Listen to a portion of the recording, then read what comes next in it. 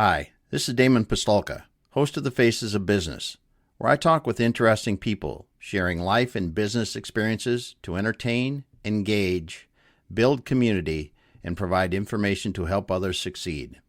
If you're interested in learning more about one of our guests or how we are helping business owners generate wealth and build businesses they can sell or succeed at Exit Your Way, you can find more information on our website, exityourway.com, or by contacting me directly, Damon at exityourway.com.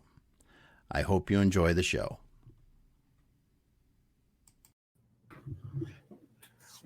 All right, everyone. Welcome once again to the Faces of Business. I'm your host, Damon Pistolka, and I am very excited for our guest today because we have Dave Hartley here today. We are going to be talking about how automation and AI are changing accounting. And Dave is a partner in charge in the advisory part of Anders CPAs out of St. Louis, Missouri. Dave, thanks for being here today. Thanks, Damon. Appreciate it. Yeah, now is a very exciting time in my world and the CPA world. So I'm excited to share some of the insights, some of the things that I'm seeing from my perspective. I know. As we were getting on and getting ready, you had just shared a post earlier today that said something to the effect that a study you had read about, the accounting or CPA world was one of the things that was going to be rocked the most by AI. So I think this is timely. Yeah, I think, my perspective is I think it's going to have a significant impact. And I'm a technology guy. I'm a CPA, but I'm also a technology guy. And from my perspective, some of the things that I've seen and see coming are going to be significant. And one of the things I posted about today, it was a UK Department of Education study. And I always look for these data points to try to put some things together and figure out, is this real? Is this as big as the internet? Because I think it is. And so the top three, the top one was management consulting and business analysts. That'll be the most disrupted. Second was financial managers and directors. And then the third was accountants. And so when I look at that list, pretty much when you think about professional services, accounting, CPAs, the top three basically hits very close to home in our world. And I agree with that. I think some of the things that we're seeing and just in general, it's going to be a fascinating time over the next couple of years to watch this evolve. Yes, it really is. It really is. So before we get going down the road too far, Dave, let's talk a little bit about your background. Tell us how you got here to Anders, because you've been a CPA at a big firm, then you went into technology and some other things, back into CPAs. Let's just listen to it so we can kind of put this history together in one package. Yeah, I've always been interested in technology. And actually in college, I worked for IBM as their campus sales rep back in the 90s when the 386 SX, if you're that old to remember that, but when that came out.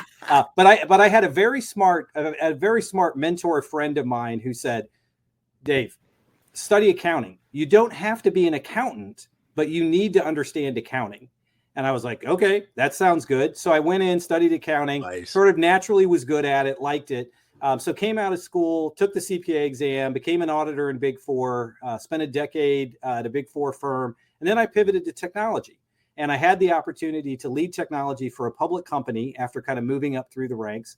And I did that for 6 years. And that was a pretty amazing opportunity.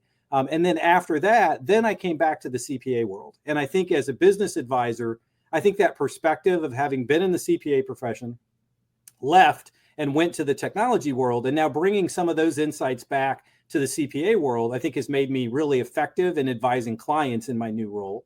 And then also, so I've been with Anders for about 5 years. The firm specifically is doing some innovative and progressive things. And so that matched up very well with some of the things that I'm really passionate about. And so that being the case, that's how I ended up at Anders CPAs and Advisors. We're a top 100 CPA firm, north of 400 employees, with now employees and clients really spread all across the country. Nice. So when you started, you said you had about 200 employees. Now you've got 400 plus. You've added service lines. Actually, what are some of the growing pains? Because we talk about things a lot. And it just seems like so many companies exploded in the last 5 years. Mm-hmm. Yeah. And I think probably one of the biggest issues that I see, and this is not news, certainly not to you, but it is so hard to scale. And when you look at, even for a growing organization, that is a difficult process to go through, that maturation process. You've got the talent constraints. You've got people that maybe were perfect when you were a $5 million company, but when you're 25 or 30 or 35, maybe that's not the right skill set. So that whole process and rapid growth can create a host of changes. And that the challenges of trying to grow and scale a business in today's talent constrained environment is just really challenging. So yeah, we see a lot of challenges. We see business owners who are not financial people who are trying to make financial decisions. And that's one of the things our virtual CFO practice does really well. So we work specifically with fast growing organizations between, say, 3 to 15 million in annual revenue. And basically what we do, a lot of those, the owners of those companies, a lot of them are founders who may be engineers, or they may be really good at sales, but they're not financial people. And so they need somebody who can help them with financial forecasts and help them make better business decisions based on financial data. And that's really, we have a 70-person virtual CFO practice that's really one of the things that they do really, really well, is for that particular niche of clients, and especially in a couple of selected verticals, the value that we can bring in that space is significant. Because if we influence 1, 2, 3 better business decisions across the course of a year, that easily pays for, our fee, and then, significant profits on top of that. Lots of return. Yeah. That's cool. Well, Jordan, I want to say hello to Jordan here, stopping by. He said he's ready to learn. So Dave is not going to disappoint today. I'll do what I can. Yeah, do what you can. But I'm pretty sure that this is going to be a very interesting conversation. So you've been in the CPA world for a while. Now, coming up to this to me, 2023 is a breakout year in a lot of areas because of, let's just face it, OpenAI, ChatGPT. We have not been inundated with this kind of technology really since the internet, and on-demand internet, constant on like we are now. So let's talk about pre-ChatGPT. What were some of the things that really hit us, say 2022 to 2015 to 2022 kind of time frame? And then how do you think that's going to be accelerated as we go forward because of automation and AI? Yeah, I think a lot of things hit their stride in that 2015 to 2022 period. And it is crazy that ChatGPT hit just over a year ago. I know. And so as we're looking at timeframes and parameters, I think there was a lot of, businesses got religion around sort of getting serious about technology. If I go back to 2015, so that's when I exited my public company CIO role. And that's the first time I started working in the middle market. And there were a lot of clients still in 2015 that I worked with that were still like, the technology investments, we don't know, thinking things through. And so I would come in as a virtual CIO, and I would help them with roadmaps and strategy and those types of things. And there were still a lot of middle market companies that I would say were not there. And then when I look 2015, 2021, 2022, going through the pandemic, I think the pandemic dramatically accelerated investments in technology. But I think in the 2015 to 2020 period, I think a lot of companies sort of passed that tipping point of, oh my goodness, this is really significant. We better invest. We better have the right people. We better get serious about this. And I think we also saw that in the software space of the solutions that are available to these companies. Yeah. Because when I go back to that 2015 space, it was mostly, you've got to have SAP, Oracle, and then there's just this proliferation of SaaS-based tools that really became perfect for small to mid-sized businesses to be competitive with the big guys. And so I think that all happened, and that was kind of the 2015 to 2022 area, people getting serious about automation and about leveraging technology to improve business outcomes. Yeah, you hit one of the things there that, you look at that last, like you said, the last few years before the pandemic, through the pandemic, just the last 3 or 4 years, the options for companies now with software solutions is so much greater than it was It seems like every year there's just a multiplication of the options that we have, and the existing options get so much better. I mean, you wouldn't think. I mean, I'm talking with companies now that are smaller. I mean, sub 20 million that are putting in Oracle, NetSuite, and things like that that just wasn't being done in those size companies 4 or 5 years ago, because the tools have gotten the tools have gotten so much better. Yeah. And I got to believe that that's helping people like yourselves in the finance end of it to be able to get better information to really make better decisions. Yeah. Go back to 2015. A lot of the data is still in silos. It doesn't talk to other pieces of the organization. There may be on-prem stuff that's still there. Now you look at today with the advent of the cloud and the SaaS solutions becoming much better, and then the proliferation of APIs and people getting serious about data. Kind of all of those things have started to evolve, and as a result of that, and I can't remember exactly what the term is, but it's the effect of, as one thing gets a little better, it accelerates something else, which accelerates something else. And I think that we're just now in that period that it really picked up.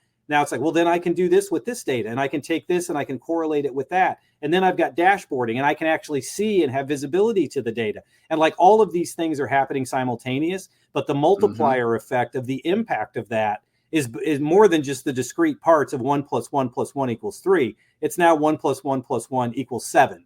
And it's those types of things that we're seeing. And then you start throwing ChatGPT and AI powered technologies on top of that. And then it's like, oh my goodness, what are we going to unleash? Yes.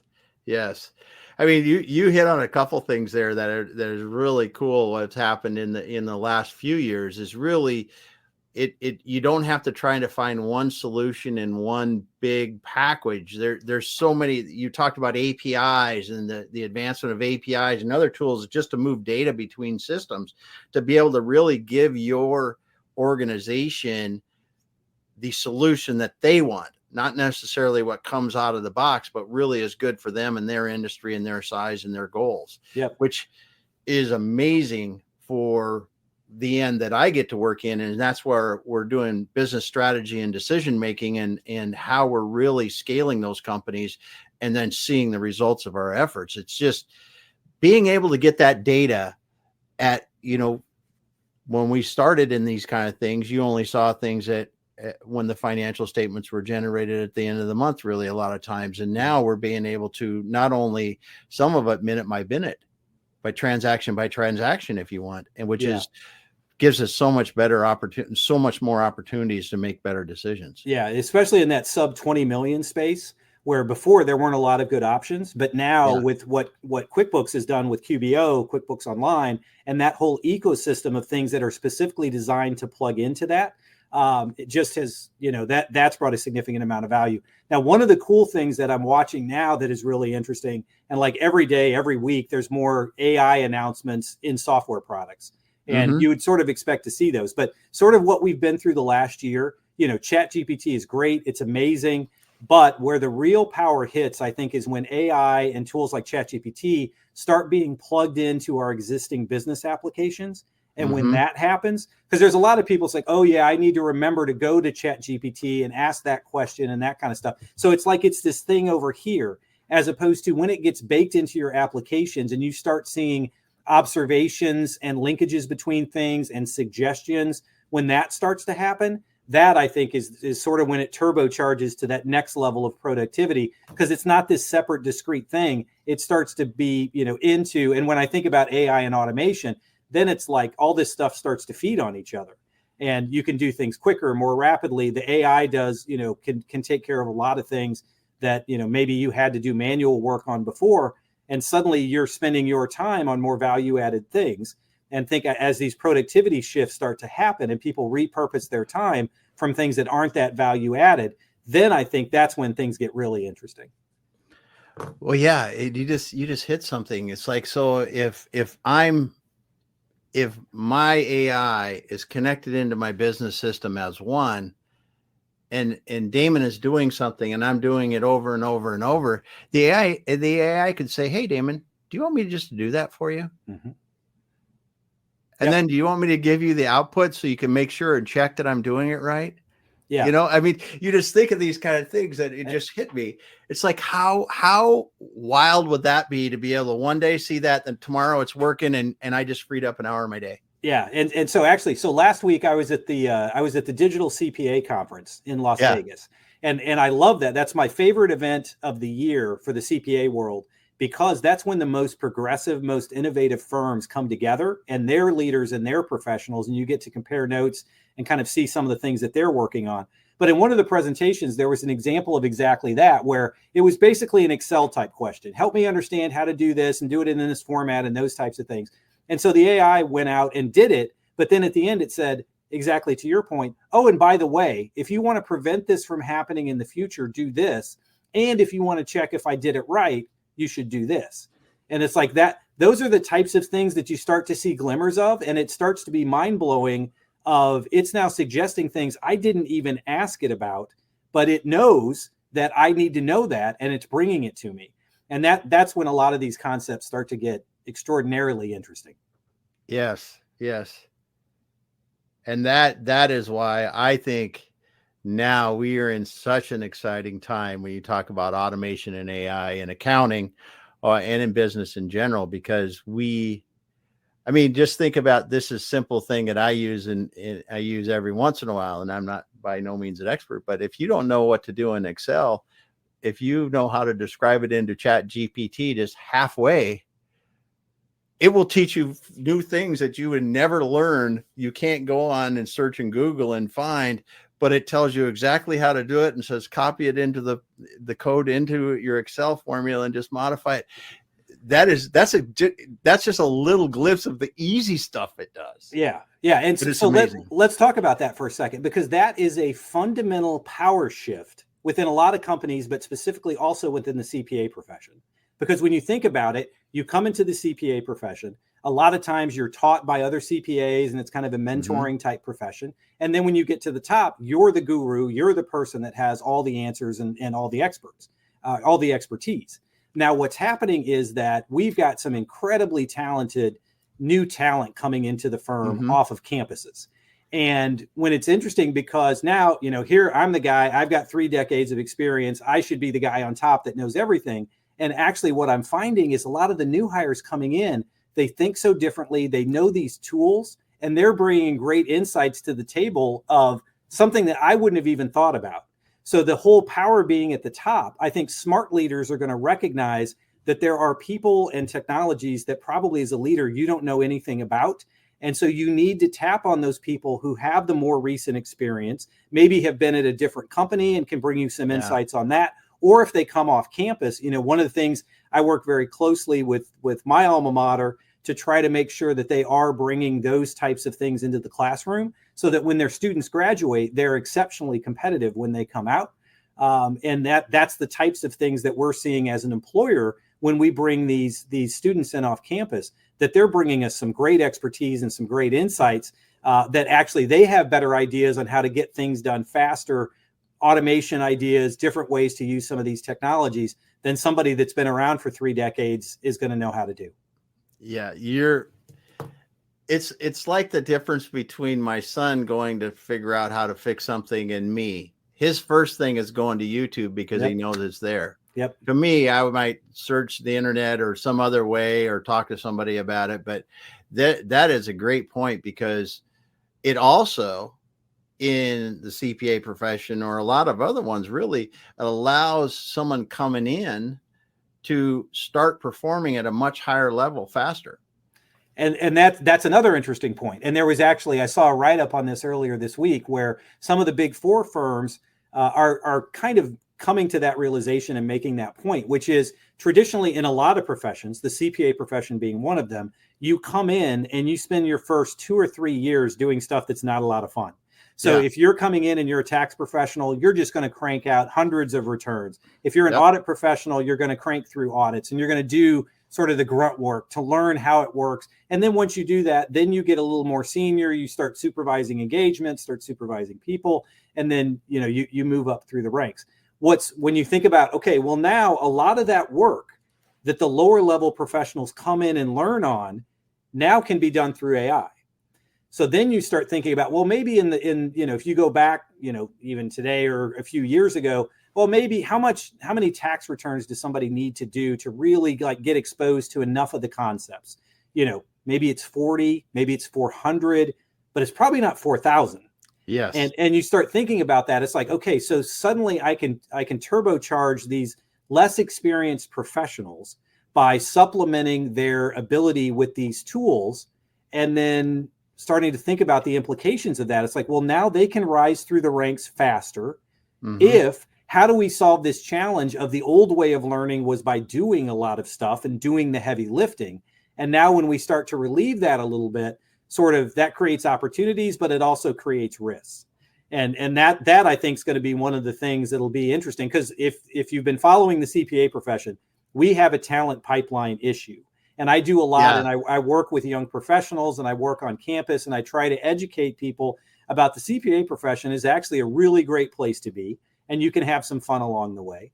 And so by trying to get people, into the profession to help solve the pipeline issue, but then on the other hand, we also have this technology that's coming out. And as our tools are getting better, just like computers and the internet and Excel helped us get better and do things more efficiently, now you start adding that on, and it's like going to go to a whole other level where we can get these folks up and being more productive and doing the things that they want to do, as opposed to having to spend years doing things that maybe aren't so fun. You can get there a lot faster.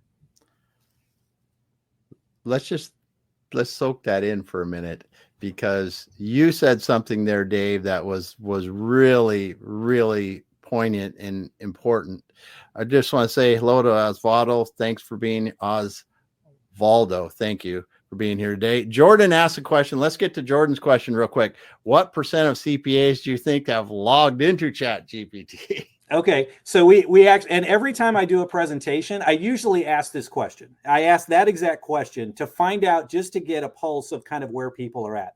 Generally, I would say back in the summer when I did this, I'd say I probably only got maybe 20 to 25% of hands going up. Now when I ask the question, I definitely get over half of the room to say, yes, we've logged into ChatGPT. So I think we're over that 50% mark. I think in the general population, I think the latest stats that I've seen are it's still somewhere less than 30%.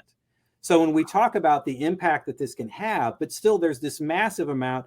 And Damon, when I think about business owners and people out there who may feel exposed because they're not using ChatGPT and they hear all this hype about AI and they don't know how to close that gap between there's something there, but I'm so far over here. And how do I get started? How do we move things forward? But I can tell you at the digital CPA conference last week, that's sort of the folks who are really in there playing with the tools. Firms are they're identifying use cases. They're starting to pilot different tools. We have a lot of our existing tool providers that are coming to us with their AI, either plugins or their AI enhanced versions. Of course, they want us to pay for those. Oh yeah. So, how much productivity can I get for it? But I think there's a lot of things, and the more progressive firms are really out there looking at this stuff, because I think all of the firms that sort of are in that peer group and the folks that we talk to, they all are thinking that this is going to be significant, and none of the firms really want to get left behind. Yeah. Well, you talked about this, and this is when we were just a second ago, you were talking about how this will allow young professionals to accelerate their knowledge base and be able to handle, more traditionally advanced work faster. I really think, and it's the work they want to be doing, if you're a progressive firm, you're going to get left behind, because if I'm Damon and I'm graduating from school and I go to Anders and Anders says, yeah, we use AI extensively. We know you're using it coming out of college. What this is going to do is you're going to be at this track at year 2. You're going to be this at year 3, 5, whatever it is. And then you look at somebody else's career track. It might take them 5 years to get what you're getting in 2, because that AI is taking care of a lot of that, the mundane that is necessary now to get to that point, which would be a huge recruiting tool. Yes. So we think the high performers are going to see that and recognize that as a significant differentiator. And so they recognize that not only, so we will be competitive on salaries and everything, Oh, But yeah. I think that environment of, hey, I want to be over there because that's going to give me the opportunity to work with the greatest tools in this progressive environment with people who understand that, the CPA profession is changing. We are definitely doing that, embracing that, and we do think that's going to be a differentiator. One of the things actually we're doing tomorrow, we're doing the first ever Anders Innovation Summit, where we have 3 world-class speakers that basically work with startup companies. And they're all extremely experienced. They work with companies. They've grown. They've built companies, founded companies, exited companies, and they're going to come talk to us because they work with basically from an incubator standpoint, and they're bringing all these technologies as part of this incubator process. And what they're doing now, and what we're partnering with them on, is they're now bringing this type of information to firms and companies to help jumpstart innovation within, not just in the startup world. And so we're doing that tomorrow. We're doing a half-day event, and so we're excited about that. And we're seeing more and more of our people who are interested and excited about this, and are starting to play with the technology, starting to learn about it, because there's something to be said just from, if you haven't done it, create a ChatGPT account. It's free, and then you can start playing with it and open. If you keep a browser window open, keeping it as one of your tabs. And then you have to start 2 or 3 times a day thinking about, what could I do today that I would do differently? Or maybe I've got a question. Rather than me going, like you said, rather than going to the internet or going on Google and doing a search, let me just put this into ChatGPT and see what it can do. And I think what you'll find over time, and there's lots of other tools, there's Bard, there's different things out there, but find something that you're comfortable with and just start playing with it. Because I think you'll have those revelations that will start to happen, like we discussed earlier, where you'll do something and then it'll make some suggestion that you hadn't even thought of, that you'll start to get a glimpse to some of the things that are coming, and the more familiarity that you can get with that. And that's one of the things we're encouraging our people to do, is to experiment with this, because the more accustomed you get to it, the better you're going to have the insights about where the technology is going. Like, for example, now when I'm in my LinkedIn feed, I can easily pick out, this was obviously written with the help of ChatGPT.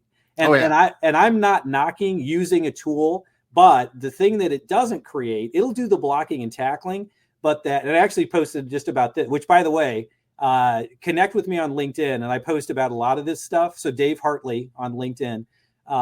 But when you go and you look at some of these things that are happening, that familiarity and really sort of being around it, you start to recognize trends and patterns, and you start to see what's coming, and you can start to see what's next. And in this era, the ability to sort of know around the corner, be able to see around the corner, is going to be huge in terms of as these things start to evolve.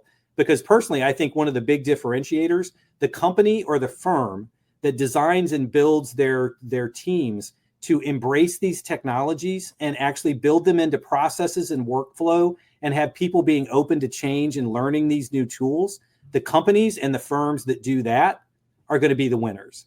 And I think in 10 years, when we do those surveys about what are the characteristics of firms and companies that have really thrived in the last decade, I think that will be one of them. So anything you can do today to prep your workforce, set this expectation that we want you to explore. We want you to discover. We want you to be creative, and we want you to try things. And they're not all going to work. But at the end of the day, that experimentation is going to be key to fueling the innovation that is really going to drive your company forward. No doubt. No doubt. And you talked just a minute ago too about the people that are mentoring in these young people coming in. And I want to come back to fueling the AI, but I think also it's exciting for people that are experienced, that are mentoring young people now in the CPA field and many other fields too, because there's a chance for them to learn faster than they have maybe in decades. And their experience will help their teams and those other people that they're mentoring learn that much faster with less mistakes that they had to go through. I mean, I think this is just so cool in so many facets. It's for the experienced person, it's for the new people, it's for the clients on the other end are going to get the benefits of this. But wow, such a time. And like you said, designing your team and processes to embrace AI is going to be significant advantages for the companies that do it, because just take your example of the entry-level CPA person coming in and having to do 4,000 tax returns, or the other firm that's going to have AI do those tax returns, and somebody may be doing the right checks, whatever they do. Right. But look at the efficiency gains that are going to happen in that firm is going to be better. Plus, not just in efficiency, and the firm's going to make more if they're more efficient on them, but accuracy, taking out human error, and speed to the customer. Because if this stuff can work 24/7, and we're taking our time to do the validation piece of it only, we can process things so much faster back to the customer that my competitor down the road, no matter how big they are, they can't keep up. Yep. Yeah. This is going to be so much fun. Yeah. And Damon, I agree. I agree with all of those. The other one that I think is huge is happier employees. And so when I think about when all those things happen, at the end of the day, if my people are doing the things that they're good at, that they want to do, that they're passionate about, and they can see that they're making a difference and having an impact, that's going to fuel satisfaction, which is going to fuel so many other things. And I think that's a big part of it as well. But to your earlier point, yeah, I mean, I learn from my kids all the time. So my kids, I now have 4 kids in college at the same time. Oh my! Which was not the plan. But thankfully, I put money away in the 529 tuition plan. But 7-year span of my 4 kids. But right now, they're all in school at the same time. But it is fascinating to see how they solve problems. And they'll be doing something, and they'll be talking about something, and I'm like, show me, what are you doing? How are you doing that? And some of the tools that they're using, that they're being exposed to, some of the ways that they solve problems are things that I never would have even thought of. Because I think one of the things about AI, and we talked about this, so I'm active in the Missouri Society of CPAs, and we're talking about, right now, why, and somebody asked the question, how many CPAs are using ChatGPT? And I think part of what we're trying to figure out the messaging around, but it's like AI solves problems you don't even know that you have, because we have become so accustomed to solving the problems the way that we solve them, and we've gotten really good at it. And that's what's helped us progress over the last couple of decades. But now there's a completely different way to solve that problem that likely we wouldn't have come up with. But by observing, embracing these people with different, and it's not just age. There are technology and oriented people that are being, very innovative, that are not right out of school. So it's not necessarily an age thing. It's really that openness and that willingness to experiment and try new things. And I think, so I see that with my kids all the time. They're not stuck in the way that they've always solved that problem. It's like, that's just what I do. That, not with my kids, with a lot of CPAs have been doing things a long time. It's like, well, that's just how we do it. And it's like, well, that's fine. And you can do that in 4 hours, but did you know that there's a way to do it in 30 minutes?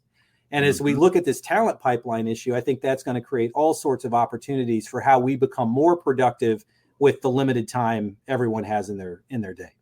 Yeah. Yeah, you make a great point there. When the talent pipeline is short, these efficiency gains are huge for these companies. Jordan asked another question here. He said, how do you quell the fear of AI eliminating their position?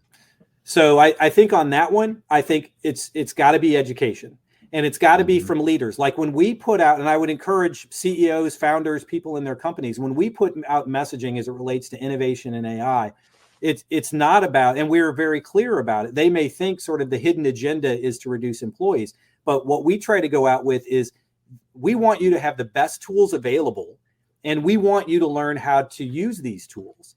And so it's about how can you get better as a professional and do the things that you want to do, as opposed to having to do things that you don't want to do, that you don't feel add a lot of value. And so by being proactive with that communication and letting people know, our objective is not to do that. Our objective is to take the 2 or 3 hours of your workday where you do stuff that you don't want to do. If you could repurpose those 2 or 3 hours to things that were more value added because you leveraged a tool that helped you get the mundane things done faster, then that's a win for everybody. Because as a firm, we can start to do more things. As a company, you can start to address things that maybe we all have things that are on our to-do list that we can never get to. And that's the kind of thing that if you are able to get through that done and you have that extra time, what would you do? And I think that's where the people who are creative, the people who are, and I talk about this on LinkedIn as well, which is AI will do a lot of very average work and get a lot of things done. But what it will not replace are those true human elements of creativity, the ability to influence, the ability to communicate, the ability to, there's so many things that the AI will get really, really good at.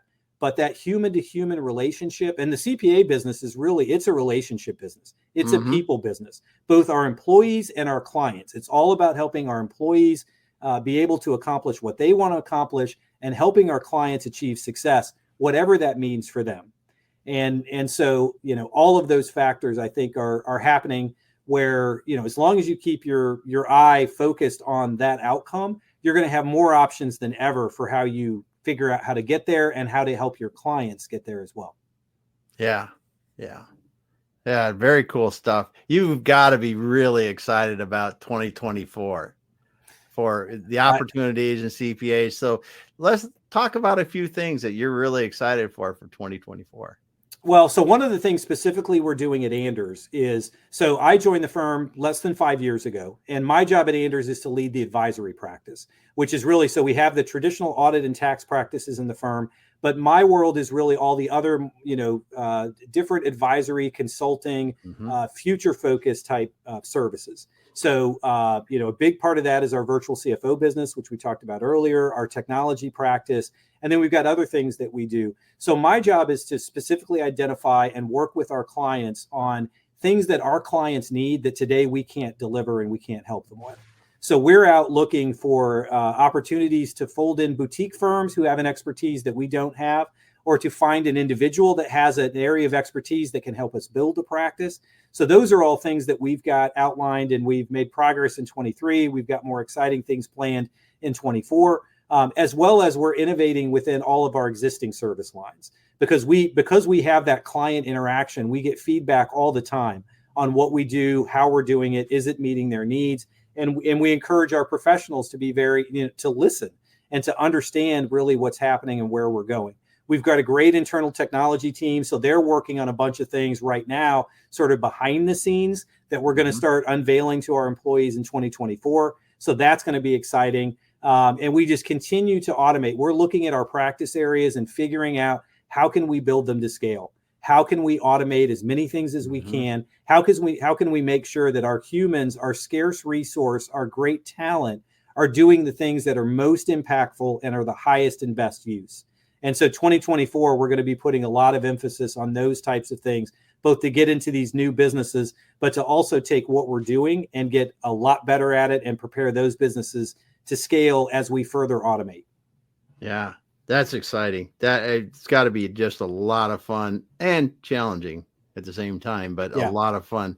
So when you're looking at, so the M&A, I think, is a really interesting spot now. We've seen that, the interest rates have quelled some of the M&A work just because it did some things with, it costs more to buy, it costs more to run, and that's something that a lot of people selling business weren't prepared for. But you guys are really in an interesting position because you have this base resource and you can absorb a lot of these maybe regional firms, maybe smaller firms, and really the two of you together can do a lot more than either one could separately. So there's got to be some good synergy you're seeing in that. Yeah, absolutely. And so we've got a lot of smaller boutique firms that we talk to. They're like, man, if you can take marketing off my plate, if you can take some of the HR people stuff, if you can, it's like, yep, we've got all of that. We've got the platform. We just need these specific, unique capabilities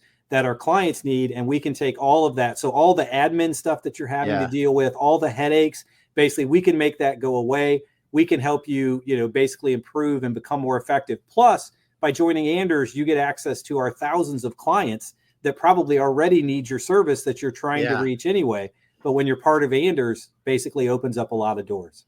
Yeah, that's great because that's where you see that true win-win going on. Right. And we can add a ton of value and accelerate. And, it's kind of like AI. The stuff that you don't want to do, that you're not passionate about, basically we have people that can handle that for you and help you get to your outcomes faster. Yeah. Yeah. So when you look at and we started out with this, we started out at the accounting is going to be one of CPAs is going to be one of the most disrupted industries because they're third out of that study that was going to be most disrupted. What are some of the things that you think are going to happen to the firms that aren't embracing the technologies well enough? Is it just simply that they're going to be not competitive, or what are some of the things that? Well, yeah, generally, I would say most people, and I'm thinking just traditional smaller companies that are working with smaller firms. Generally, they're very loyal and they don't shop around a whole lot. Mm-hmm. But I think what's going to happen, so I don't know that it's going to be like a 2025, everything's going to be different and all these smaller firms, but I think it will happen over time where people will start to hear about, man, I've got this person over here that I know, they're having such a better experience with their firm and their business is better because the CPA firm that they're working with is being proactive, is helping make their business better, is helping them with business decisions. It's really impacting the future. I think that will happen. I think also, it's going to be interesting what happens with price points in terms of how does the market shift in terms of once AI starts doing some things. Do price points stay firm? Do they go up because we're delivering more value? Do they come down because the costs have gone down? I think that's going to be interesting to watch. So I think this will ripple its way through the CPA profession. And I think, and then, we talked about it earlier, the firms that don't make these investments and try to just keep doing things the way that they've been doing things, they're at risk for losing their best employees because those employees are going to say, why am I doing this over here? And that's actually one of the things we talked about it earlier, but I just did a podcast where I was asked, is today a good time to be a young CPA? And my answer was actually, yes, today is the best day ever to be a young CPA, and tomorrow will be even better. So when I went to sort of prepare for that podcast, I made a list and ended up with 14 items. And I'm like, I should turn this into a David Letterman style top 10 list. And so I did a podcast episode. You can find it on my LinkedIn, but basically where I go through why today is the best day ever to be a young CPA. And we have a lot of fun with it.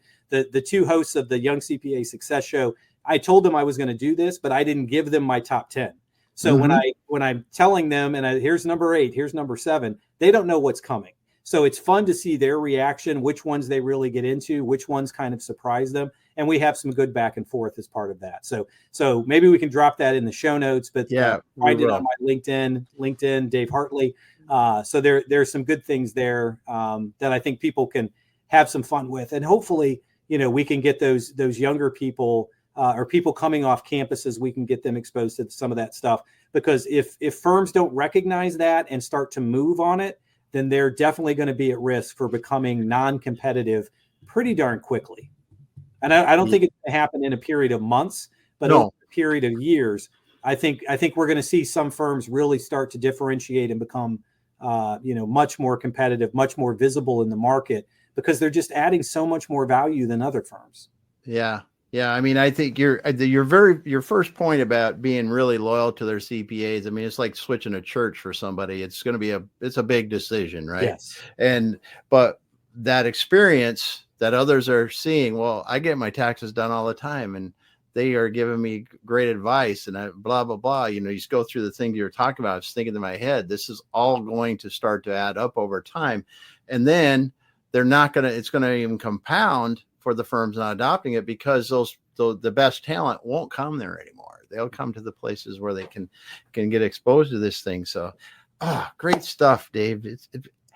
Man, the time flies when we have lots of fun, right? Well, like I said, it's the best day ever to be a young CPA. But if you're doing it right, it's a pretty darn good time to be not necessarily a young CPA, but any CPA. There's so many exciting things happening. We're adding so much more value than we've ever had. It's a great profession. And I think, it's only going to the opportunities are only going to become even better because we're already trusted.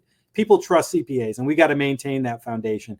But now there's so much more that we can do and use that as a springboard. Yes. Yes. Well, Dave, thanks so much for being here on the Faces of Business. Again, we had Dave Hartley here from Anders CPAs. He's a partner in charge of their advisory division. We were talking about how automation and AI are changing accounting. And wow, if you just got in here late, go back to the beginning and listen to Dave. And connect with Dave on LinkedIn. It's David Hartley is what you're on LinkedIn. It just said CPA Innovator Podcast Sold, Building the Future Ready Firm at Anders. Connect with him on LinkedIn because, wow, he's got some good content. And thanks so much for being here today, Dave. You bet, David. I enjoyed the conversation. Yes. Like we said, reach out to Dave on LinkedIn or check out Anders CPAs and see what they're doing there. Lots of good stuff. Everybody, thanks for being here today. Jordan, and we had Jordan Osvaldo was here today. Jordan says thank you. So great. Thanks. Appreciate you being here. We'll be back again later this week. Hang out, Dave, for a minute and we'll finish up. Sounds good. Thanks, Damon.